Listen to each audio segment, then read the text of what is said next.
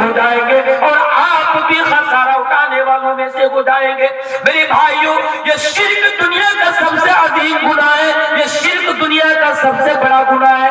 ये कितना बड़ा गुनाह है कि अल्लाह तबारक व तआला कुरान करीम के अंदर सूरतुल अनआम के अंदर बहुत सारे नबियों का जिक्र किया और नबियों का जिक्र करने के बाद बयान फरमाया वलाउ अशरकू लहबित अन्हुम मा कानू यामलून कि ऐ लोगों, अगर ये नबी लोग भी शिर्क की होते तो इनके अमाल को बर्बाद कर देते, हम इनके अमाल को तबाह कर देते।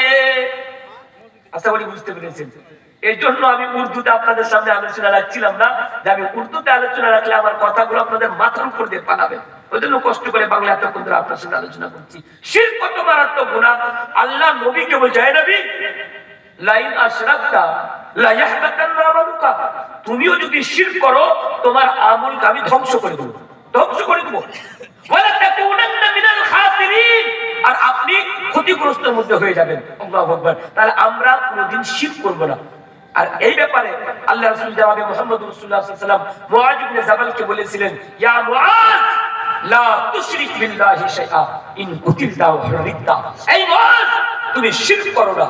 अगर तुम्हारे जिस्म को काला टूटी-मोटी कर दिया जाए, अगर तुम्हारे जिस्म को आग में जिंदा जला दिया जाए, तुम उसे स्वीकार कर लेना, पर तुम अल्लाह के साथ किसी को शरीक न करना, तुम शिर्क न करना।